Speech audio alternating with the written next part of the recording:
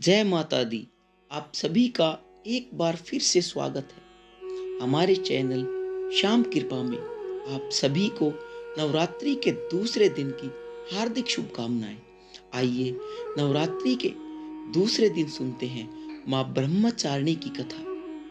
नवरात्रि के दूसरे दिन माँ ब्रह्मचारिणी की पूजा की जाती है। इन्हें तपस्या और साधना की देवी माना जाता है। माँ दुर्गा की नवशक्ति का दूसरा स्वरूप ब्रह्मचारिणी माता का है।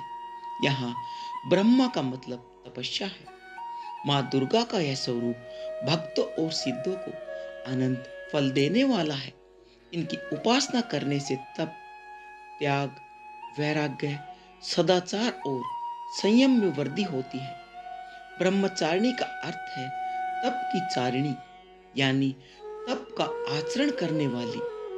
देवी का यह स्वरूप पूर्ण ज्योतिर्मय और भव्य है।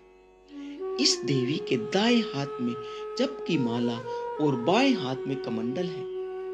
पूर्व जन्म में इन देवी ने हिमालय के घर पुत्री के रूप में जन्म लिया था और नारद जी के उपदेश से भगवान शंकर को पति के रूप में पाने के लिए इन्होंने घोर तपस्या की थी। इस कठिन तपस्या के कारण इन्हें तपचारिणी अर्थात ब्रह्मचारिणी नाम से शोभित किया गया।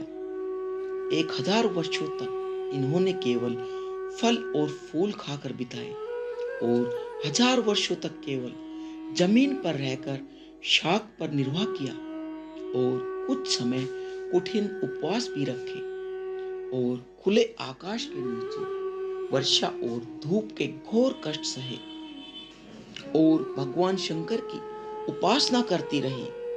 इसके बाद तो इन्होंने सूखे बेलपत्र खाना भी छोड़ दिया और कई हजार वर्षों तक निर्जल और निराहार रहकर तप करती रही। पत्तों को खाना छोड़ देने के कारण इनका नाम अर्पणा पड़ गया। कठिन तपस्या के कारण देवी का शरीर एकदम क्षीण हो गया। देवता, ऋषि, सिद्ध गुण मुनि सभी ने ब्रह्मचारिणी माँ की तपस्या को अभूतपूर्व पुण्यकृत बताया और उनकी सराहना की। उनसे कहा, हे देवी, आज तक किसी ने इस कठोर तपस्या को नहीं किया। यह तो सिर्फ आपसे ही संभव हो पाई है। आपकी मनोकामना परिपूर्ण होगी और भगवान चंद्रमौली शिव जी आपको पति के रूप में प्राप्त होंगे। अब तपस्या छोड़ो और घर को लौट जाओ। जल्द ही आपके पिता आपको बुलाने के लिए आ रहे हैं। देवी की इस कथा का सार यह है कि जीवन के कठिन संघर्षों में भी मन विचलित नहीं होना चाहिए। माँ ब्रह्मचारिणी देवी की कृपा से सर्वसिद्धि प्राप्त होती है।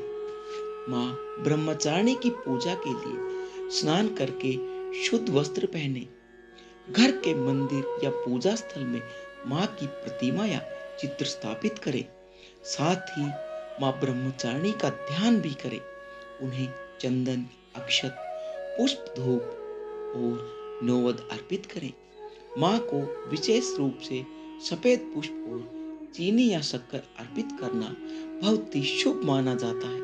फिर माँ का मंत्र जाप करें, स्तुति करें और प्रार्थना करें। या देवी सर्वभूतेषु माँ ब्रह्मचारिणी रूपणा संस्थिता नमस्तस्य नमस्तस्य नमस्तस्य नमो नमः ब्रह्मचारिणी माता का बीज मंत्र है। ओम देवी ब्रह्मचारिणी नमः। ओम देवी ब्रह्मचारिणी नमः माता का शक्ति स्मृति मंत्र है। हे है श्री अंबिकाय नमः। माँ ब्रह्मचारिणी को कमल का फूल चढ़ाना बहुत ही शुभ माना जाता है। कहते हैं कि माँ ब्रह्मचारिणी को यह फूल अर्पित करने से ज्ञान की प्राप्ति होती है। माँ ब्रह्मचारिणी को शक्कर का भोग लगाने से व्यक्ति को आयु और अच्छा स्वास्थ्य प्राप्त होता है। यह भोग माँ की तपस्या और आत्म अनुशासन का प्रतीक है, जो भक्तों को पवित्रता और भक्ति के लिए प्रेरित करता है। तो यह थी आज की कथा। आपको आज की यह कथा अच्छी लगी हो तो वीडियो को लाइक करें और अभी तक अगर चैनल को सब्सक्राइब नहीं किया हो तो चैनल को सब्सक्राइब करें। जय माता दी।